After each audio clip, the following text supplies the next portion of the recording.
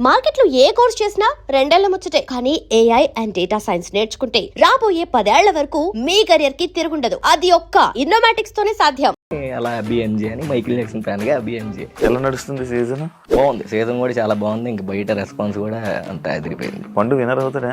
అవుతాడు, అవ్వాలని కోరుకుంటున్నాను నేనైతే. అదేంటి నీది నువ్వు అవ్వాలని కోరుకోవాలి కదా. ఇప్పటి నుంచి ట్రై చేస్తున్నాడు కాబట్టి నేను కూడా ఒక ఆడియన్ లాగే అన్న కూడా అయితే బాగుందని కోరుకుంటున్నాను. నేను ఇన్స్టాలో చూస్తున్నంతసేపు ఒక మంచి యాక్టివ్ పర్సన్. అది టీవీ షోల్లో వచ్చేసరికి సైలెంట్గా అక్కడ కూర్చోవడం, లేకపోతే బయటకు వచ్చినప్పుడు సైలెంట్గా ఉండడం, మాట్లాడేటప్పుడు ఎందుకు ఇంట్రో కొట్టాను. అబ్బా అలా ఏం లేదన్న, మంచి పాయింట్లు అడుగుతున్నా. క్రింజ్ వచ్చిన ఒక మెసేజ్ ఏంటి? క్రింజ్ పెడతా ఉంటారు, ఇది ఎందుకు వస్తావని. అది క్రింజ్ ఉంది, అది షాకింగ్. ఇదేంట్రా బాబు అని. డీలు బాగానే ఉంటాయి, పేమెంట్లు బాగానే ఉంటాయి అన్న. చేసుకునే దాని ప్రకారం అయితే బాగానే ఉంటది. ఎంత సంపాదించుకున్నావు? నేను ప్రేమ సంపాదించుకున్నా. బాబే ఇవ్వద్దు, మాకు ఇవ్వద్దు. దీని సర్కాసు, ఇవి డ్యాన్స్లు ఉండవు, ఎగరడాలు గెంతడాలు చొరలాలు తప్ప తక్కువ ఇది అని దాన్ని అప్పుడు చేసిన డ్యాన్స్ దాన్ని సర్కస్ అంటే నువ్వు యాక్సెప్ట్ చేస్తావా? అనవసరంగా పడ్డాలు, అనవసరంగా దడేయాలని దూకడాలు మాకే అబ్బా ఏంట్రా ఇలా చేసాము, అప్పుడు ఇంత ఘోరంగా అనిపించిందా. జడ్జెస్ అందరు తెలుసు, చూసేవాళ్ళు పిచ్చోళ్ళు కాదు. జడ్జెస్ ఏమీ ఇది కాదు, కాకపోతే ఫ్లిప్పులు ఎక్కువైనా కూడా వాళ్ళే ఇస్తారు. ఒకసారి శేఖర్ మాస్టర్ కూడా ఇచ్చారు ఆల్రెడీ. సర్కస్ ఎక్కువైంది అని అక్కడ నుంచి మాస్టర్ అన్న దగ్గర నుంచి అది ఇంకా హైలైట్ అయింది. ఎప్పుడు ఇబ్బందులన్నీ కొరియోగ్రాఫర్లు ఈ డ్యాన్స్లో ఉండేలాకి ఎందుకు అన్న? మెయిన్ ఏంటంటే డబ్బులు. చేసే టాలెంట్ ఉన్న అవకాశాలు ఉండవు. ఎంతో మంది మన డీ నుంచి వచ్చిన వాళ్ళు ఉన్నారు, దాంట్లో నీకు కొంతమంది మాస్టర్లే తెలుసు. డాన్సెస్ లైఫ్ ఉండదు అంటే యాక్సెప్ట్ చేస్తావా? కొన్నిసార్లు నాకే అనిపిస్తుంది, కొన్ని టైంలో నేను కూడా ఫీల్ అవుతాను, ఎందుకు డాన్సర్ అయ్యాను అసలు, అవ్వకోకుండా నేను చదువుకొని అమెరికా ఎక్కడికి వెళ్ళిపోయి ఉంటే బాగుండేది అని అప్పుడప్పుడు అనిపిస్తుంది. హాయ్ హలో నమస్తే, నేను మీ anchor Shiva. Welcome to iDream media. ఈరోజు నా ముందున్న నా guest friend Abhi, Dhee contestant. అంటే ఒక కంటెస్టెంట్, ఒక సీజన్ కంటెస్టెంట్ చెప్పలేము, అండ్ కొరియోగ్రాఫర్ కూడా. మనోడితో మాట్లాడదాం. మనోడి ఫస్ట్ ఇంటర్వ్యూ అంట, నాతో ఉంది ఫస్ట్ ఇంటర్వ్యూ. నాకు చాలా ఎగ్జైటింగ్గా ఉంది. మనోడి ఫస్ట్ ఇంటర్వ్యూ ఎలా మాట్లాడతాడు, ఏం చెప్తాడు, మనోడి గురించి ఏంటి ఎవరికీ తెలియదు. ఎందుకంటే మనోడి గురించి తెలుసుకుందాం అని చెప్పి నేను యూట్యూబ్లో ఇంటర్వ్యూ సెర్చ్ చేయడం జరిగింది. ఇంటర్వ్యూ, అభి మాస్టర్ ఇంటర్వ్యూ, అభి కొరియోగ్రాఫర్ ఇంటర్వ్యూ, డి అభి ఇంటర్వ్యూ, ఎంజే అభి ఇంటర్వ్యూ, ఎక్కడ రాలే. ఈరోజు ఫస్ట్ ఇంటర్వ్యూ. మనోడి కోసం మీకు చాలామంది వెయిట్ చేస్తుంటారు. ఏంటి, ఎక్కడి నుంచి వచ్చాడు, ఏం చేసి వచ్చాడు, ఎలా వచ్చాడు, ఎన్ని కష్టాలు పడ్డాడు, ఇవన్నీ మీకు తెలుసుకోవాలి. కాబట్టి ఈరోజు మనోడిని అడిగి మనకు తెలియని విషయాలు తెలుసుకునే ప్రయత్నం అయితే చేద్దాం. హాయ్ అభి, ఎలా ఉన్నావు? నేను బాగున్నాను. బాగున్నావా? వెల్కమ్ టు నా ఇంటర్వ్యూకి. చాలా రోజుల నుంచి అడిగితే ఫైనల్ గా వచ్చావు. ఈరోజు కుదిరింది. థ్యాంక్ యూ సో మచ్ ఇంటర్వ్యూకి వచ్చినందుకు. ఎలా ఉన్నావు? బాగున్నావా? ఎలా నడుస్తుంది సీజన్? సూపర్, ఎదిరిపోతుంది మొత్తం, చాలా బాగా నడుస్తుంది. బాగుంది, సీజన్ కూడా చాలా బాగుంది. ఇంక బయట రెస్పాన్స్ కూడా అంత ఎదిరిపోయింది. పండు వినర్ అవుతాడా? అవుతాడు, అవ్వాలని కోరుకుంటున్నాను నేనైతే. అదేంటి నీది నువ్వు అవ్వాలని కోరుకోవాలి కదా. అంటే నాది ఉంది, నేను ఆల్రెడీ అయ్యాను కదా. సో కొరియోగ్రాఫర్ గా అయిపోయావు. ఏమో మరి అన్నక ఎప్పటి నుంచో ట్రై చేస్తున్నాడు కాబట్టి నేను కూడా ఒక ఆడియన్ లాగే అన్న కూడా అయితే బాగుండని కోరుకుంటున్నా. స్టార్టింగ్ ఎంజే అభి ఏంటి? ఎంజే అంటే యాక్చువల్గా నేను మైకిల్ జాక్సన్ ఫ్యాన్ అనమాట చిన్నప్పటి నుంచి. ఓకే. చిన్నప్పుడు అది ఇన్స్టాగ్రామ్ లో, ఫేస్బుక్ లో ఎంజే అని పెట్టుకునేవాడిని. మా ఇంటి పేరు కూడా ఎమ్ కలిసేది, మా ఇంటి పేరు ఎమ్ అనమాట. సో అలా ఎంజే అని, అలా అబిఎంజే అని, మైకిల్ జాక్సన్ ఫ్యాన్ గా అబిఎంజే. సో ఇంకా అది అలవాటు అయిపోయింది. పెద్ద అయిన తర్వాత కూడా బాగుంది కదా అని ఇంకా అట్లా ఎంజే అబి. నువ్వు అంటే లైక్ మామూలుగా నేను ఇన్స్టాలో చూస్తున్నంతసేపు ఒక మంచి యాక్టివ్ పర్సన్. అది టీవీ షోల్లో వచ్చేసరికి సైలెంట్గా అక్కడ కూర్చోవడం, లేకపోతే బయటకు వచ్చినప్పుడు సైలెంట్గా ఉండడం, మాట్లాడేటప్పుడు ఎందుకు ఇంట్రో కొట్టాను. అబ్బా అలా ఏం లేదన్న, మంచి పాయింట్లు అడుగుతున్నా. అంటే ఇది చాలా మంది అడిగారు, బయట ఉన్నప్పుడు ఇంత ఇదిగా ఉంటావు ఎందుకు అక్కడ అని. ఏమో చిన్నప్పటి నుంచి మేము ఉన్నప్పుడు మా మాస్టర్ అంటే చిట్టన్న కానీ, సాయితేజ మాస్టర్ కానీ, వాళ్ళు ఉన్నప్పుడు ఏంటంటే వాళ్ళు అలా భయంగా ఉండేవాళ్ళు అనమాట స్టేజ్ మీద. సో ఆ భయం అనేది మాకు ఇప్పటికి స్టిల్ అలా అలవాటు అయిపోయింది. స్టేజ్ అంటే ఒక అమ్మో ఇలా ఉండాలి మాట్లాడడానికి. ఇప్పుడు జడ్జెస్ ఏమైనా మాట్లాడినా తిరిగి టక్మని ఓ పని చేయాలనిపిస్తుంది. వాళ్ళే ఏమనుకోరు, కానీ అది లోపల ఉంటది కానీ బయటికి రాదు. ఒకవేళ నేను ఇలా వేసాను అనుకో, ఆహా వీడికి ఎంత బలిసిందా, ఆహా వీడికి ఎంత ఎక్కువైందా, వీడి ఎంత ఎక్కువ చేస్తా అలా అనుకుంటారని. బట్ వాళ్ళు అసలు అలా అనుకోరు. మాట్లాడచ్చు కదరా ఎందుకు అది ఇది అంటే ఏమో తెలియని ఒక భయం. ఆ చిన్నప్పటి నుంచి ఆ స్టేజ్ అంటే అదొక ఇదిగా. కానీ బట్ ఇప్పుడు కొంచెం అలవాటు అవుతుంది. అప్పుడప్పుడు కొంచెం మాట్లాడుతున్నా పర్లా. ఈ సీజన్ కొంచెం మాట్లాడుతున్నావు. కొంచెం మాట్లాడుతున్నా. అందరికి ఉన్న డౌటే, నిజంగా స్టేజ్ మీద చాలా ఇదిగా ఉంటావు కొంచెం అట్లా. సైలెంట్ అది ముందు నుంచి నాకు చిన్నప్పటి నుంచి ఆ స్టేజ్ అనేది అమ్మో మనం మాట్లాడకూడదు, థ్యాంక్ యూ సార్ అని చెప్పాలి, ఏమైనా మాట్లాడితే ఓకే సార్ అని చెప్పాలి, అంతే. ఇంకా వేరే ఏ మాటగా ఆ మాటగా నీ డ్రెస్సింగ్ స్టైల్ అంతా బాగుంటుంది. అబ్బా థ్యాంక్ యూ. ఫోటో షూట్లు కూడా ఫోటో షూట్స్ కూడా చాలా బాగుంటాయి. ఎక్కడ లేని స్టిల్స్ అంటే డాన్సర్ కాబట్టి మేబీ అంతే. పాటకి అడిగారు ఎవరైనా నిన్న? అబ్బా చాలా మంది అడిగారు కదా ఫోటో వాటిల్లో. అంటే బేసిక్ గా అంటే రీల్స్ కి బాగా లైక్స్ అవన్నీ వచ్చేస్తాయి అన్న. రీల్స్ కి కొన్ని బాగా రీచ్ అవ్వడం అలాగా. నాది పోస్ట్ కి చూస్తే ప్రతి పోస్ట్ 1 మిలియన్ వెళ్తది. ఫిక్స్ ఇప్పుడు 1 మిలియన్ వెళ్తది. లైక్స్ కూడా 100K లైక్స్ వస్తాయి. అప్పుడు నిజంగా నాకు అర్థం, ఓహో వీళ్ళకి నా ఫోటోలు అంటే ఇంత బాగా నచ్చాయి, ఆ సాంగ్ తగ్గట్టు పెడతా ఉన్నా అన్నట్టు. నేనే ఏ ఫోటో ఏ స్టిల్ పెట్టాలి అభి ప్రొఫైల్ కి వెళ్తే ఈ ఫోటో స్టిల్ పెడదాము, నిజం ఈ ఫోటో స్టిల్ పెడదాం వస్తుంది మనం. కానీ ఎప్పుడు పెట్టగా ట్రై చేసాను కానీ అవ్వలా. అవుతుందన్న ఈసారి నేను దింపుతాను స్టిల్ పెట్టి, అలా ఏదో రోజైనా ఒక రోజు చేద్దాం అలాగే. నాకు రాలేదు. లేదు నేను ఉన్నాక నేను చేపిస్తాను ఖచ్చితంగా. అభి లైక్ మైకేల్ జాక్సన్ అంటే ఇష్టం. మరి డాన్స్ ఎక్కడ నేర్చుకున్నావు? ఎవరు నేర్పించారు నీకు? ఎలా వచ్చావు ఇలా ఎక్కడ? ఎలా అంటే ఇంకా చిన్నప్పటికి వెళ్ళాలి స్టోరీ. వెళ్ళు, నీ గురించి ఎవరు తెలియదు కాబట్టి చెప్పిన నిజం తెలియదు అన్న. అండ్ ఇంకోటి ఏంటంటే ఇది నాకు చాలా స్పెషల్ అనమాట. నువ్వు ఎన్నో ఇంటర్వ్యూలు చేసి ఉంటావు, నేను ఇప్పటి వరకు ఎప్పుడు కుదరలే అంటే చాలా సార్లు వచ్చాయి, అందరు అడిగారు కానీ ఎప్పుడు చేయలేదు. ఇంకా అన్నతో కుదిరింది. దానికి కూడా రీజన్ ఉంది, ఫస్ట్ అది చెప్పి ఆ తర్వాత నా గురించి చెప్తాను.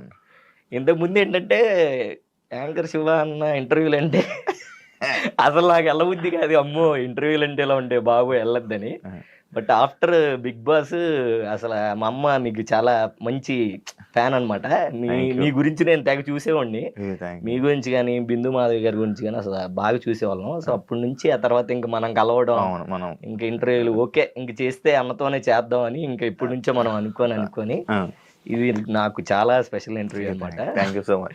థ్యాంక్ యూ అన్న, నాకు గుర్తుండిపోద్ది. సో నువ్వు అడిగిన క్వశ్చన్కి ఏంటంటే, చిన్నప్పుడు నేను 5th క్లాస్లో మా అన్నయ్య, మేము ముగ్గురు అన్నదమ్ములు, మొత్తం ముగ్గురు అన్నదమ్ముల్లో మా అన్నయ్య ఏంటంటే ఒక పెద్ద ఆయన డాన్స్ వేసేవాడు, వాడికి బాగా డాన్స్ వచ్చు అనమాట.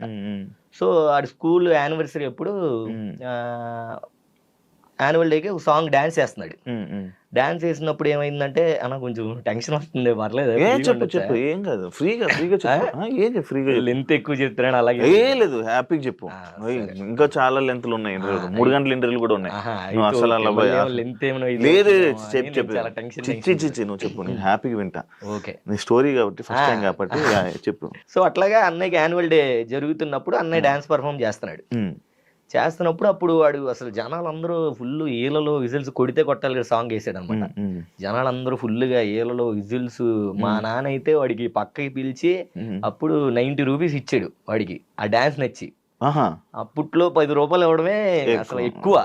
అలాంటిది అడిగి 90 రూపీస్ ఇచ్చాడంటే, అమ్మా వీడికి ఇలా ఇచ్చాడనంటే ఓకే మనం డాన్స్ వేయాలి, డాన్స్ నేర్చుకోవాలి అని చెప్పేసి అప్పుడు స్కూల్లో లంచ్ టైంలో వాటిల్లో గ్యాప్ ఉన్నప్పుడు ప్రాక్టీస్ చేస్తూ ఉండేవాడు అనమాట. చిన్న చిన్న ఫ్లిప్పులు ఆ టీవీలు చూసి, మా సిటీ ఛానల్లో సాంగ్లు వస్తూనే ఉండే, మైలోజ్ గానని మన చిరంజీవి గారి సాంగ్, శంకరదాద సాంగ్లు ఎన్ని వస్తుండే, అన్ని చేస్తూ ఉండేవాడిని. సో అట్లా డాన్స్ నేర్చుకున్నప్పుడు మేము ఉన్న చోట వాంబే కాలనీ అని ఒక ఏరియా ఉండేది.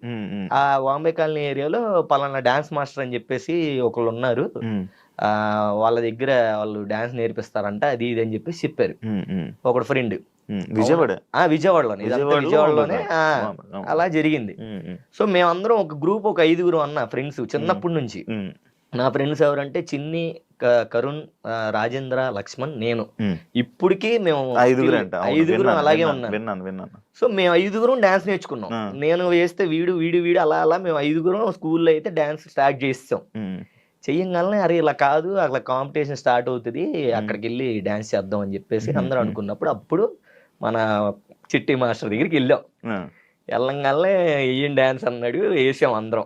వేసిన తర్వాత ఓకే బాగుంది, అంతా చేయండి, మంచిగా డాన్స్ చేయండి అన్నాడు. ఇంకా డాన్స్ నేర్చుకున్నాము. ఇంకా మాకేంటంటే చిట్టన్న ఆ బావిలోకి వెళ్ళి దూకేండ్రా అన్నా కూడా దూకేస్తాం. అంత పిచ్చి, అంటే మా ఫస్ట్ గురువు ఆయనే. అంత పిచ్చి, అలాంటి ఒక డాన్సరు ఆయన ఒక డాన్స్ నేర్పిస్తున్నాడు మాకు అని అప్పుడే మాకు ఇలా ఉంటదా, మా మాస్టర్ మించిన దూపు డాన్సర్ ఎవ్వరు లేరు అని మాకు విజయవాడలో ఇంకా మేము ఫిక్స్ అయిపోయాం అనమాట. ఇప్పుడు ఉన్నారు ఇంకా చాలా మంది. అంటే అలా లేదు, అదే చెప్తా. అయితే తర్వాత మేము వచ్చిన తర్వాత నేర్చుకున్నాము. ఒక కాంపిటీషన్ అక్కడ తుమ్మలపల్లి కళాక్షేత్రంలో అనేది కాంపిటీషన్ జరుగుతూ ఉంటాయి. ఎప్పుడు ఎవరో ఒకళ్ళు ఒక కాంపిటీషన్ పెడతారు, ఫస్ట్ ప్రైజ్ సెకండ్ ప్రైజ్ అని చెప్పేసి. దాంట్లో నేనే అప్పుడే లీడ్ గా ఒక సాంగ్ చేశాను అనమాట. లీడ్ గా సాంగ్ చేశాను, పర్ఫామ్ చేసాం, అంతా బాగానే ఉంది, ఫస్ట్ ప్రైజ్ కొట్టాం, బాగుంది. సో ఇంట్లో మా అమ్మకి ఏంటంటే డాన్స్ అనేది అసలు ఇష్టం ఉండదు. ఇష్టం ఉండేపాటికి ఒక రోజు ఏమైందనంటే, ఒక అనకాపల్లి అనే దగ్గర షో వచ్చింది. ఈవెంట్స్ అవుతుంటా, ఈవెంట్ కాదు, కాంపిటీషన్ అనమాట, డాన్స్ కాంపిటీషన్. కాంపిటీషన్ వచ్చింది. నేను అప్పుడు 7th క్లాస్ 6th క్లాస్ చదువుతున్నా. అరే ఇలాగ వచ్చిందిరా, రావాలరా అని చెప్పేసి చిట్టన్న పిలిచాడు. మేము రాజన్న అంటాం, యాక్చువల్లీ చిట్టన్న కాదు, మాకు ముందు నుంచి రాజన్న అని తెలుసు. ఆయన రాజన్న, ఆయన పేరు చిట్టి రాజు, మేము రాజన్న అని పిలుస్తాం. సో డీకి వచ్చిన తర్వాత చిట్టి అన్న అయింది అది. సో ఆ రాజన్న అన్న ఓకే అన్న నేను వచ్చేస్తానని చెప్పేసి ఇంట్లో చెప్తుంటే, ఇంట్లో పంపించట్లే, చదువుపోతుంది. అమ్మకేమో వద్దు, వాళ్ళు ఏదో చేసేస్తారు, కిడ్నాప్లు చేస్తారు, అది ఇది అని అమ్మకి అలా. సో నేనేంటి ఇంకా లేదు అని చెప్పేసి ఒకరోజు వీళ్ళు పడుకుంటే రాత్రి జంపు ఇంట్లో నుంచి వెళ్ళిపోవా. ఇంట్లో నుంచి వెళ్ళిపోయాను. మా అమ్మ ఏమంటే ఇంకా అమ్మటే చిట్టన్న ఫోన్ చేసింది. చిట్టన్న ఫోన్ చేసి, నువ్వు నా కొడుకుని తీసుకురాకపోతే అర్జెంట్ నీ మీద పోలీస్ కేసు పెట్టేస్తాను, ఎక్కడున్నా రావాలి. మా అమ్మ ఫుల్ రఫ్ అండ్ టఫ్ అనమాట. ఎక్కడున్నా రావాలి అనగానే మా అన్న చిట్టన్న అడ్రస్ చెప్పాడు. మా అమ్మ వచ్చింది, నాకు రోడ్డు మీద జుట్టు పట్టుకుని లాక్కెళ్ళేది. జుట్టు పట్టుకొని లాక్కెళ్ళి ఏంట్రా ఇది ఇది అని చిట్టన్నను ఫుల్ తిట్టేసి, నా పిల్లలు నువ్వే చేస్తున్నావు, చెడగొట్టేస్తున్నావు, అది కేసు పెట్టేస్తాను, అది ఇది అని చెప్పేసి. సో అట్లా తీసుకెళ్ళిపోయింది. నేను ఫుల్ ఏడుపు, ఈ మామూలు ఏడుపు కాదు. నాకేంటంటే ఇంట్లో మా అమ్మమ్మ అన్న, మెయిన్ మా అమ్మమ్మ గవర్నమెంట్ ఎంప్లాయ్ ఆవిడ. మా అమ్మమ్మ లేనిదే నేను లేను. నా లైఫ్ లో మా అమ్మమ్మే మెయిన్ ఫస్ట్. ఈ అభిగాడు ఈ రోజు నీతో కూర్చొని ఇలా ఇంటర్వ్యూ చేస్తున్నాడు, ఇలా మాస్టర్ అయ్యాడు అని అంటే అమ్మమ్మ, దానికి అమ్మమ్మే కారణం, ఇంకెవ్వరు కాదు. ఫస్ట్ నన్ను నమ్మిన ఆమె ఎవరంటే ఆమె ఒక్కతే. సో అంటే నాకు ప్రాణం అనమాట. ఇప్పటికి స్టిల్ ఆవిడంటే నాకు చాలా ఇష్టం. మొన్న డీ స్టేజ్ మీద కూడా లాస్ట్ జానులగిరి సీజన్ చేసినప్పుడు కూడా తెచ్చేంత అమ్మమ్మని. సో అట్లా అమ్మమ్మ ఒక్కటే సపోర్టు. సో ఏది ఉన్నా నన్ను ఏమని చేసినా మా అమ్మమ్మకి చెప్పేవాడిని, అమ్మమ్మ ఇలా చేస్తుంది అమ్మ అని. వాళ్ళిద్దరు గొడవలు నేను కామ కూర్చొని చూస్తా ఉండేవాడిని అనమాట. సో అట్లా నన్ను తీసుకెళ్ళి ఆపేసింది. తర్వాత నిదానంగా ఏంటంటే అమ్మకి హెల్త్ పాడైపోయింది అనమాట. సో అమ్మకి బాగా బ్లడ్ తక్కువైపోయి బాగా బియ్యం తినేది. సో అట్లాగా ఇది అసలు ఎవరికి తెలియదు బేసిక్ గా, అందుకే ఇప్పుడే తెలియదు, ఎవరికి తెలియదు. సో అమ్మకి ఏంటంటే హెల్త్ బాగా ఇదైపోయింది. నాకు చిన్నప్పటి నుంచి నేను అమ్మమ్మ ముగ్గురే ఉండేవాళ్ళం. సుందరనగర్ అనే ఏరియాలో కట్ట మీద పాకలు ఉండే, ఆ పాకలు ఉండేవాళ్ళం. నేను అమ్మమ్మ. నాన్న లేడు, చిన్నప్పుడు అమ్మను వదిలేసి వెళ్ళిపోయాడు నాన్న. సో అట్లాగా ఇంకా మేము అట్లా ముగ్గురు అలా ఉండేవాళ్ళం, హ్యాపీగా బాగానే ఉండేవాళ్ళం. నేను చిన్నోడిని, చాలా స్కూల్కి వెళ్తా ఉండేవాడిని, వచ్చేవాడిని, అమ్మమ్మ వచ్చేది. సో ఏది కావాలన్నా అమ్మమ్మని అడిగేవాడిని, ఆమె కొనిచ్చేది కాదు. డబ్బులు ఆడ నుంచి వస్తే ఎట్టుకు కాస్తే అది ఇది అనేది. ఓ 2 రోజులు అన్నం తినకుండా ఉండేవాడిని. సర్లే ఏదో ఒక అడిగే వీడియో గేమ్ అనమాట, క్యాసెట్ ఉండేది కదా, చిప్పులు అది అడిగేవాడిని. మ్యారీ అయ్యి 300 ఎంత ఉండేది, కొనిచ్చేది కాదు. ఎందుకు ఇప్పుడు అవన్నీ అవసరం లేదు, నువ్వు చదువుకో అనేది. నేను 2 రోజులు అన్నం తినకపోయేసరికి సర్లే ఎక్కడ అమ్ముతారు అది పద అంటే అప్పుడు మాట్లాడేవాడి దగ్గరికి వచ్చి అలా కొనిచ్చేది. సో అంతే, అమ్మమ్మ అంటే అంత ఇదే అనమాట, అలా ఉండేది. సో అమ్మకి అట్లాగా ఆరోగ్యం మొత్తం ఇదైపోయింది. నాకు ఒక 13 years ఏజ్ వచ్చినప్పుడు అమ్మ చనిపోయింది. అమ్మ చనిపోయినప్పుడు అసలు నాకేం అర్థం కాలేదు, అసలు ఎలా రియాక్ట్ అవ్వాలి ఏంటి, అలా ఏంటి అసలు అని ఏం అర్థం కాల నాకు. అమ్మ లేదు. అమ్మమ్మకేమో 8 మంది పిల్లలు అన్న. అమ్మమ్మకి 8 మంది పిల్లలు, 5 మగళ్ళు, 3 ఆడపిల్లలు అనమాట. సో 3 ఆడపిల్లలు పెద్దాం అనమాట. పెద్దాం కొడుకు నేను. సో అమ్మ, నేను, అమ్మమ్మ. ఒకరోజు బర్త్డే టైంకి ఏమైందనంటే అమ్మ నాన్న కావాలి, నాన్న చూడాలని ఉంది, నాకు నాన్నని చూపించు అది ఇది అని అంటే, సర్లే నాన్న అని చెప్పేసి రాజమండ్రి వెళ్ళాం. నాన్న రాజమండ్రిలో ఉంటాడు, టైలర్ ఆయన, చాలా పెద్ద టైలర్. అప్పట్లోనే. సో మైకిల్ జాక్సన్ గారికి కూడా ఇండియా వచ్చినప్పుడు అప్పుడు సూట్ ఏదో కుట్టారంట ఆయన. అంత పెద్ద టైలర్ ఆయన. మా అమ్మ చెప్పేది నాకు అది. సో బాబురావు ఆయన పేరు. సో వెళ్దామమ్మా నా బర్త్డేకి నువ్వు తీసుకెళ్లాల్సిందే అది ఇది అని చెప్తే సర్లే అని తీసుకెళ్లారు. తీసుకెళ్ళగానే అమ్మకి అసలు అడ్రస్ తెలియదు, ఏం తెలియదు, అక్కడ ఏం జరుగుతుంది, ఎవరు ఉన్నారు ఏంటి అని. ఆయన ఎప్పుడో టైలరింగ్ చేసిన షాప్ గుర్తుంది. సో అక్కడికి వెళ్ళి అడిగితే బాబురావు గారు ఉన్నారండి అంటే బయటకు వచ్చి ఆయన లేరండి, ఆయన ఎప్పుడో కాలం చేస్తారు కదా అన్నాడు. అమ్మ అని మా అమ్మ ఫుల్గా ఏడుస్తుంది. నాకేం అర్థం కావట్లా, ఏంటి ఎందుకు ఏడుతుంది, కాలం చేశారు అన్నది నాకు అసలు ఆ టైంలో చిన్నోడిని, 7 years 8 years ఉంటుంది. ఏంట్రా నేను తెలియదు అబ్బా అనుకొని సర్లే ఇంకా అమ్మ నన్ను ఏదో అది ఇదిగా చెప్పి లేళ్ళే నాన్నటి వెళ్ళాడు ఇది అని తర్వాత అర్థమైంది ఓకే ఇలా జరిగిందని. ఆహా సర్లే అనుకున్నాను. తర్వాత నిదానంగా కొంచెం ఇది వెళ్ళంగానే లైఫ్లో చిన్నప్పటి నుంచి చాలా అంతా బాగానే ఉంది కానీ కష్టాలు అన్నా చాలా చాలా స్ట్రగుల్ అయ్యేవాడిని. ఇంట్లో హ్యాపీగా ఉండేవాళ్ళం కాదు, చాలా ఏదో తెలియని ఇది అట్లా ఉండేది. సో ఉన్నంతకాలం ఏంటంటే అమ్మమ్మతోనే హ్యాపీగా ఉండేవాళ్ళం. అమ్మమ్మకి గొడవలు జరిగాయి, అట్లా సంథింగ్ అంత చెగ్గయ్యద్దు. ఎండ్ ఆఫ్ ది డే అమ్మకి హెల్త్ పాడైపోయింది. నాకు 13 years వచ్చినప్పుడు అమ్మ చనిపోయింది అనమాట. చనిపోయినప్పుడు అసలు ఏం అర్థం కావట్లేదు, నేనేమి ఆడవలేదు, అలాగే ఉంటాను, అటు ఇటు తిరుగుతూ ఉన్నాను. అట్లీస్ట్ నాతో కనీసం మాట్లాడాలి. ఆమె ఇప్పుడు నైట్ చనిపోద్దన్న పొద్దున్న నుంచి ఆమెకు మాట పడిపోయింది. మాట పడిపోయి నాకు అట్లీస్ట్ నాతో మాట్లాడదామన్నా, నేను అమ్మనేమన్నా అడుగుదామన్నా, పోనీ అమ్మ నాకేమైనా చెప్దాం అనుకున్నా. సో అది అవ్వపోయేసరికి నేను చిన్నపిల్లని అటు ఇటు తిరుగుతూనే ఉన్నాను, అంతా బాగానే ఉంది. ఎండ్ ఆఫ్ ది డే అమ్మ ఇదైపోయింది. ఎక్కడ ఏమనిపించలే కానీ జస్ట్ అమ్మ మళ్ళీ రాదు వెళ్ళిపోతుంది అన్నప్పుడు అప్పుడు ఏడ్చానన్నా నేను నా లైఫ్లో. ఇప్పటికీ గుర్తుంటది అది. అసలు నేను లైఫ్ లో మర్చిపోలేను, అంత బాగా ఏడ్చాను. అమ్మ అని ఏడ్చాను. తీసుకెళ్ళిపోయారు, అంత జరిగిపోయింది. సో ఇక్కడ మా పెద్దమ్మ మా చిన్నమ్మ ఇద్దరు కూర్చొని ఉన్నారు. ఇద్దరు డిస్కషన్ చేసుకుంటున్నారు, ఎవరు పెంచుకుందాం ఎవరు పెంచుకుందాం అని. సో వీళ్ళిద్దరు నేను పెంచుకుంటా అని జరుగుతుంది. అక్కడ హ్యాపీగానే ఉంది. నువ్వు పెంచుకుంటే ఇంకా బాధ అయ్యేదేమో కానీ నేను పెంచుకుంటా అని పెద్దమ్మ అంటుంది, చిన్నమ్మ నేను పెంచుకుంటా అని నేను అంటుంది. సో అబ్బా ఏంటి ఇలాగా అది ఇది అని చెప్పేసి నేను ఇంకా ఫుల్గా ఏడుస్తున్నాను. ఏంటి నాకు ఇలాంటి పరిస్థితి వచ్చింది, చక్కగా అందరికి అమ్మోళ్ళు ఉన్నారు, నాకు లేరు, నాకు అమ్మ ఎందుకు ఇలా అయ్యింది అని నేను తెగ బాధపడిపోయాను. సో మా చిన్నమ్మ నా దగ్గరికి వచ్చింది. మా చిన్నమ్మ వచ్చి నాన్న ఏడవ మాకు, నీకు నేను ఉన్నాను కదా, ఏమి ఏడవ మాకంటే నువ్వు ఉన్నావు చిన్నమ్మ, అమ్మ లేదు కదా అన్న. నువ్వేమి బాధపడకు, నేనే మీ అమ్మనే అనింది. అని అంటే ఆహా అవునా అమ్మ, ఇంకా నువ్వే అమ్మ అన్నట్టు చెప్తారులే అంటే అలా కాదు నాన్న, నిజంగా నువ్వే నా కొడుకువి, నేనే మీ అమ్మకి ఇచ్చేసాను నిన్ను అనింది.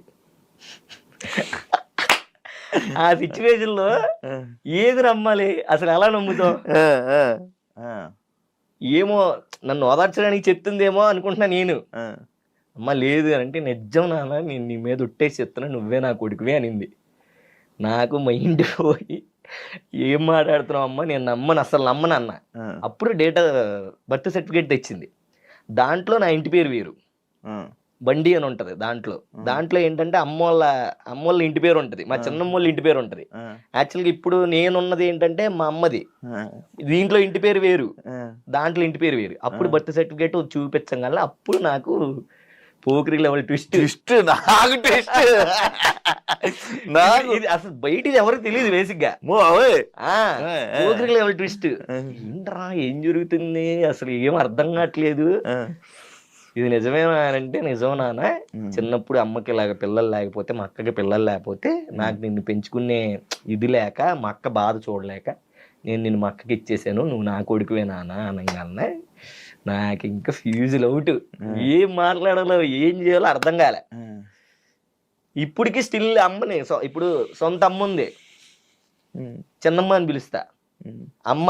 పెద్దమ్మ అవుతుంది నాకు, కానీ ఆమెనే మనస్ఫూర్తిగా అమ్మ అని పిలిచా. అమ్మని పిలవలేదు, కరెక్ట్గా ఉన్నామనేమో అమ్మ అని పిలవట్లేదు. ఇప్పటికి స్టిల్ నేను చిన్నమ్మనే పిలుస్తా, అలా అలవాటు అయిపోయింది. చిన్నమ్మ అని ఇప్పుడు అమ్మ అని పిలిస్తే అది మనస్ఫూర్తిగా రాదు. అమ్మ అని అంటే ఆవిడకే వస్తుంది. అమ్మ అంటాను, మా అంటాను, ఆ పదం అంతా ఆవిడతోనే వెళ్ళిపోయింది. ఇప్పుడున్న ఆవిడ అంటే చిన్నమ్మ అన్నదే నాకు చాలా హార్ట్ఫుల్గా వస్తుంది. మా అంటే ఏదో ఓకే, ఏదో సడన్ గా ఇప్పుడు అమ్మ అన్నట్టు తెలుసు కదా, మీ సొంతమ్మని తెలుసు కానీ ఏమో రావట్లే. ఇప్పటికి స్టిల్ ఫోన్ లో కూడా చిన్నమ్మనే ఉంటది. అది ఇంకా ఆవిడ ఫిక్స్ అయిపోయింది అదే, అలా పెంచినప్పుడు నీకు అదే నా చెప్తా చూడు. ఇప్పుడు నువ్వు ఉన్నావు అన్న, మీ మమ్మీ ఉన్నారు, సడన్ గా మీ మమ్మీ వాళ్ళ చెల్లు అక్క నేనే అమ్మ నాన్న నీకు అని అన్నావు అనుకో, వాళ్ళు అన్నారు అనుకో, నీకు ఎలా అనిపిస్తుంది? తక్క రాదు అమ్మా అని రాదు, వస్తుంది కానీ అమ్మ అని పిలుస్తాం, బట్ మనస్ఫూర్తిగా రాదు. నాకు చిన్నమ్మ అనేది నాకు చాలా హార్ట్ఫుల్ గా వస్తుంది. అంటే చిన్నమ్మ అనేది చాలా ఎక్కువ. ఇప్పుడు ఆవిడే మెయిన్ నాకు, అంటే మా అమ్మే ఆవిడే మెయిన్ అంటే ఇంకా అమ్మే. సో అట్లాగే చిన్నప్పటి నుంచి ఏంటంటే అమ్మ ఉంది కానీ అమ్మ లేదు, నాన్నున్నాడు కానీ నాన్న లేడు, అలా ఎలా ఫీల్ అయ్యేవాడిని. ఆ తర్వాత ఇప్పుడు అంతా ఇది సెట్ అయింది. ఇప్పుడు ఎంత చిన్నమ్మ నాన్న ఉన్నారు, ఇప్పుడు నువ్వు సొంత అమ్మ నాన్న దగ్గరే ఉన్నా. ఇప్పుడు అక్కడికి వచ్చాం. సో ఇది అసలు ఎవరికి తెలియదు. అప్పుడప్పుడు పెడతా ఉంటా, అమ్మ మిస్ యూ అమ్మ అని ఒక స్టోరీ పెడతా. తర్వాత ఇంకో మదర్స్ డేకి మా అమ్మది పెడతా. చెప్పు, నీకు ఇంకో డిష్ చెప్తా చెప్పు. అవునా? ఓడి అమ్మ అట్లా చెప్తా. సో ఇన్నుంటాయి అనమాట. ఎవరికి అర్థం కాదు, ఏంటన్నా మిస్ అమ్మ చనిపోయింది అంటావు, మళ్ళీ అమ్మ ఉంది అంటావు, ఏంటన్నా అని. ఇంక అందరికి ఎక్స్ప్లెయిన్ చేయలేం కదా, ఇది మ్యాటర్. తెలిసిపోయింది అందరికి, దీని ద్వారా అందరికి. నీ గురించి మీ ఫ్రెండ్స్ కి ఫోన్ చేశా, ఓకే ఎంజే అభి ఇంటర్వ్యూ ఉంది, అసలు ఏమని తెలిస్తే చెప్పు అంటే, ఏం లేదన్నా అమ్మ నాన్న అన్నయ్యని అక్కడ చదివిస్తున్నాడు, అబ్రాడ్ తీసుకుని వెళ్ళి చదివించుకొని మనోడే అన్న చూసుకుంటున్నాడు. అవునా అన్న. దాని తర్వాత నువ్వు ఇంటర్వ్యూకి వచ్చావు, ఇంటర్వ్యూకి రాగానే బియ్యం ఇలా తినేసి మా అమ్మాయికి హెల్త్ బాగా ఇలా చనిపోయింది అన్నావు. మళ్ళీ అక్కడి నుంచి నాన్న దగ్గరికి వెళ్ళి నాన్న చనిపోయి అన్నాక నాకు మైండ్ ఇదేంటి, నాన్న అమ్మ ఉన్నారని చెప్తాడు, అన్నయ్య ఉన్నారని చెప్తాడు, మనవాడేంటి ఇలా చెప్తున్నాడు, నాకు లోపల అర్థం కావట్లేదు నీకు ఇదేంటి అంటే. నాకు మీ వాళ్ళు చెప్తుందంట, నువ్వు వేరే డిఫరెంట్ చెప్తున్నావు. అవును, డిఫరెంట్ చెప్తున్నాను. అదే వాళ్ళకి మారిపోయింది, వాళ్ళకి కూడా తెలుసు తెలియదని ఇప్పుడు నాకు అర్థమైంది. తెలుసు వాళ్ళకి, కొంతమంది తెలుసు, కొంతమంది తెలియదు. అయితే తెలియదు, నా ఫ్యూజ్లు ఎగిరిపోతున్నాయి అనమాట, టపా టపా టపా టపా లోపల. లాస్ట్ కి అన్ను కూడా ట్విస్ట్ తగిలిపోయింది నాకు. అట్లాగా ఇది ఎవరికి తెలియదు అన్న. బేసిక్ గా ఇప్పుడు ఎవరితో షేర్ చేసుకోలేదు, అందుకే నేను చెప్పా ఇవన్నీ స్పెషల్ ఇంటర్వ్యూ. ఎందుకంటే ఆబ్వియస్లీ చెప్పుకోవాలని కాదు కానీ, బట్ తెలియాలి అందరికి. ఎందుకంటే అర్థం కాదు కదా, ఏంటి ఇలా అంటున్నాడు అలా అంటున్నాడు అని. అలా చిన్నప్పటి నుంచి అలా చాలా కష్టాలన్నీ చూసుకుంటూ వచ్చానన్న మొత్తం. అప్పటి నుంచి ఇంకా అట్లాగా స్కూల్లో ఇంకా 9th కి వచ్చాను, 8th కి వచ్చాను. సో 8th కి వచ్చినప్పటి నుంచి ఇంకా చిట్టి మాస్టర్ మళ్ళీ టచ్ లోకి వెళ్ళాము. అరే ఇలాగా హైదరాబాద్ లో ఇలా ఇక్కడ కాంపిటీషన్ ఉందిరా, హైదరాబాద్ లో చెయ్యాలి అది ఇది అని చెప్పారు. సో మా చిన్నమ్మకి చెప్తే మా చిన్నమ్మ ఓకే వెళ్ళరా అని అప్పటికప్పుడు పంపించింది. వచ్చాము. ఇక్కడికి వచ్చిన తర్వాత ఇక్కడే మన అన్నపూర్ణ స్టూడియో దగ్గర ఏదో పబ్, ఆ పబ్ దగ్గర కాంపిటీషన్. సో మాది చిట్టన్న తోపు మాస్టర్, మేము తోపు డాన్సర్లు, ఇంకా మళ్ళీ కొట్టేది ఎవడో అనుకొని వచ్చాం. అక్కడికి వచ్చి చూస్తే ఒక్కొక్కడు గాల్లో వేస్తున్నాడు డాన్స్. ఇదేంది ఇది అసలు, ఇది అసలు అరే ఏంట్రా మన పర్ఫార్మెన్స్, వాళ్ళ పర్ఫార్మెన్స్ చూస్తే మా డెల్ అయిపోతున్నాయి, అర్థమవుతుంది కదా. బాబు ఇలా ఉంటదా, బయట ఇలా ఉందా, మనం మందే గొప్ప డాన్స్ అనుకుంటున్నాము, అమ్మ బయట ఇంకా ఇది ఉంది, ఇంకా అదరగొట్టాలి, మనం ఇంకా నేర్చుకోవాలి, చిట్టన్నకి ఇంకా పేరు తేవాలి, అది ఇది అని చెప్పేసి ఇంకప్పుడు మేము రిలీజ్ అయ్యి ఒక క్లాస్కి వెళ్ళినప్పుడు డి ఆడిషన్ జరుగుతున్నాయి అని వచ్చింది. డి జూనియర్స్ అని తెలియదు, డి ఆడిషన్ జూనియర్స్ ఆడిషన్ జరుగుతున్నాయి అని వచ్చింది. చిట్టన్న అన్నాడు, అరే మన అందరం వెళ్ళి పర్ఫామ్ చేద్దాము, అయితే అయ్యాం లేకపోతే లేదు, ఇప్పుడు ఎలా కంపోజ్ చేసింది ఉంది కదా ఇది అక్కడే చేద్దాం అని చెప్పేసి అని అన్నాడు. సరే అన్న ఓకే అనుకొని అందరం అక్కడికి వెళ్ళాము, అన్నపూర్ణ స్టూడియో వెళ్ళాము. సుచిన్ మాస్టర్ అప్పుడు D6 వినరా, ఆయన రాగానే ఆయనతో ఫోటోలు దిగేసాము. అసలు ఎవరు కనపడితే వాళ్ళతో ఫోటోలు దిగేస్తున్నాం. దిగేగానే ఇంకప్పుడు అక్కడ సాయితేజ మాస్టర్, సాయితేజ అన్న కనపడ్డాడు, చిట్టన్న సాయితేజ అన్న ఫ్రెండ్స్. సో అప్పుడు మా టీము మేము అప్పుడు సంజు సార్ ఉండేవాళ్ళు డైరెక్షన్. సార్ ఇలా ఒక్క అవకాశం ఉంది సార్ అంటే, లేదమ్మా ఓన్లీ సోలోసే, జూనియర్స్ సోలోసే చేయాలి, గ్రూప్ కాదంటే, లేదు సార్ గ్రూప్ జస్ట్ చూడండి, మీరు సెలెక్ట్ చేయొద్దు చూడండి అని అంటే గ్రూప్ చేసాం. సూపర్గా వచ్చింది సాంగ్. అప్పుడు దాన్ని చూసి చిట్టన్న అదే సాయితేజని చూసి, అరే మనం ఇద్దరం ఇలా కలిసి చేద్దాం, నాకు ఛాన్స్ వచ్చింది, మనం ఇలా కలిసి చేద్దాం రా అంటే ఓకే అని అట్లా డీలోకి ఎంటర్ అయ్యాం.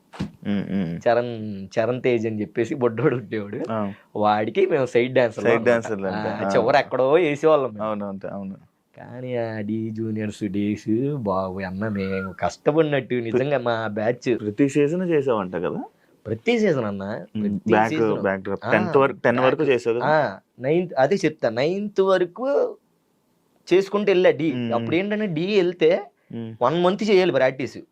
1 month ఉండేది, ఒక్క పూటే తినేవాళ్ళం, అన్నం ఉండేది కాదు సరిగ్గా, అసలు ఇంకా నిద్రలు ఉండేవి కావు, డాన్సే.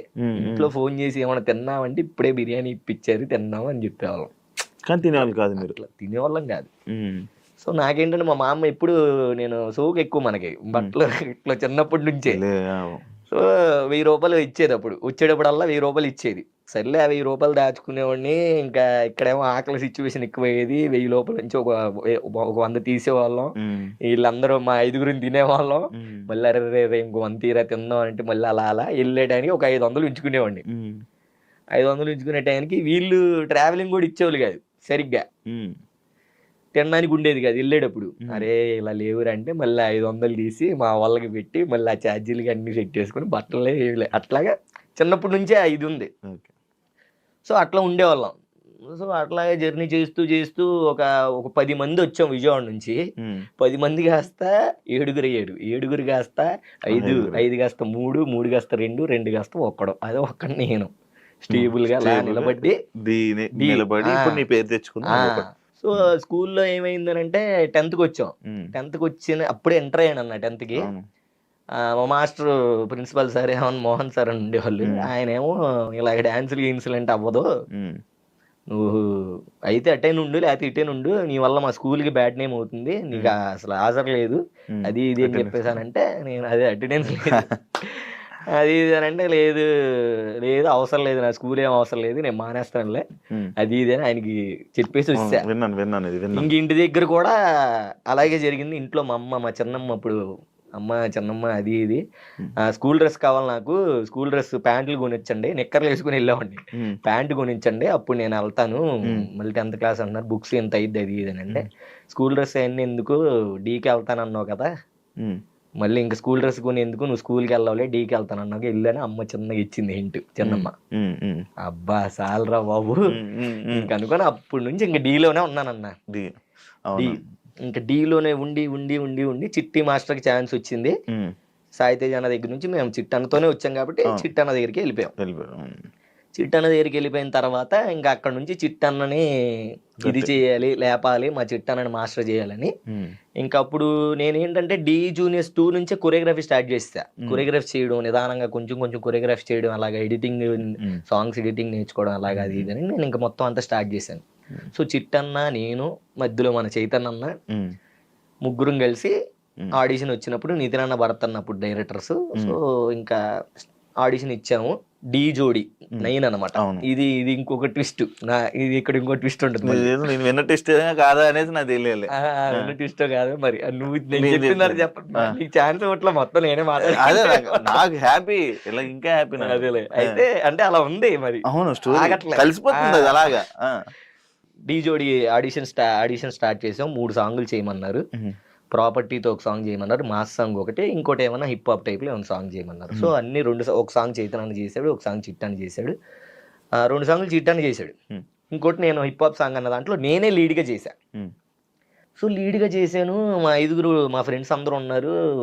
నా సాంగ్ చూసి ఇంకా అన్నాళ్ళు ఫుల్ ఇదైపోయారు, సూపర్ రా, సెలెక్ట్ అయిపోయి చిట్టి నీకు వచ్చిందిరా అన్నారు. మా ఊళ్ళో పెద్ద హ్యాపీ. నాకేంటంటే కంటెస్టెంట్ అవ్వాలని చిన్నప్పటి నుంచి కోరిక.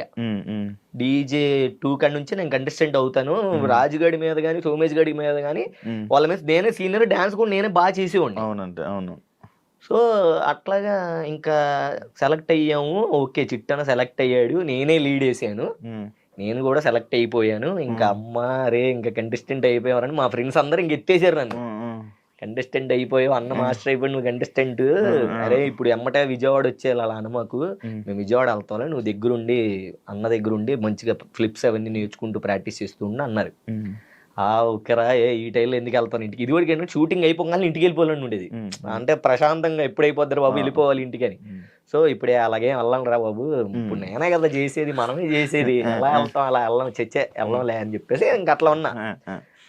సరే అందరు వీళ్ళు బ్యాగులు తెలిచుకుని వెళ్ళిపోతున్నారు. చిట్టన్న అరే అభి నువ్వు ఉండరా అన్నాడు. ఉండరా ఏంటన్నాను, ఆబ్వియస్లీ ఉంటాను కదా అని నేను మనసులో మనమే కదా కంటెస్టెంట్ నేర్చుకున్నా అయ్యో బలి ఉంటానన్నా అని అన్నాను. అరే అన్న ఇలా అన్న మేము వెళ్ళిపోతాం, అరే కానీ ఇంకా నేర్చుకో అమ్మాయి వస్తుంది జోడి జోడి అది ఎలా ఉంటుందో ఏమో బాబు అని నేను టెన్షన్ అవుతున్నా. అయిన తర్వాత అరే అభి నువ్వు ఉండు, అరే మీరు జాగ్రత్తగా వెళ్ళండి, నాగపూర్లో ఒకడు ఉన్నాడంట పీయూష్ అని, వాడు బాగున్నాడు రా, వాడు బాగా చేస్తాడంట, మన ఇద్దరం వెళ్ళండి చూసొద్దాం అన్నాడు. దేనికన్నా అంటే మన కంటెస్టెంట్కి రా అని అన్నాడు. అనగానే ఇంకా నాకు ఒక్కసారి హార్ట్ బ్రేక్ అయిపోయింది. బేసిక్గా నేనే కదా సెలెక్ట్ అయ్యింది, అన్న పర్ఫామ్ చేశాడు, నేను పర్ఫామ్ చేశాను, అన్న కంపోజ్ చేశాను, నేను పర్ఫామ్ చేశాను, అన్న ఓకే అన్నారు, నేను సెలెక్ట్ అయ్యాను కదా అన్న. ఇప్పుడు నేను అన్న కోసమే నేను ఉంటే అన్న ఏంటి నాగపూర్ వెళ్దాం అన్నాడు, వేరే వాడిని ఎవరినో వెతుకుతాం అన్నాడు అని ఇంకా నేను బ్రేక్ అయిపోయాను బాగా. అసలు హార్ట్ అంతా ఇంక ఏదోలాగే ఇంకా బ్రేకప్ అయిపోతే ఎంత బాధ అయిందో అంత బాధ అయిపోయాను నేను. మా ఊళ్ళో అందరు ఫేసులు మారిపోయినాయి, అయ్యో ఇదేంట్రా పాపం రా అది ఇది అని. అన్న లేదన్నా నేను వెళ్తానన్నా, నాకు లేదు ఇంటి దగ్గర పని ఉందన్నా, మా అమ్మ పిలుస్తుందా సంథింగ్ ఏదో చెప్పేసి వెళ్ళిపోయాను. ఏడ్చుకుంటూ ఇంకా మామూలు బాధ కాదన్నా, బీభత్సమైన బాధపడ్డాను. ఇంకా ఇలా అయిపోయింది. పాపం చిట్టన్న తెలీదు, నేను ఇలా అనుకున్నాను చిట్టన్న తెలీదు. విన్నదే. అవునా, చిట్టన్న తెలీదు. సో దాని తర్వాత ఎవరెవరో ద్వారా తెలిసింది.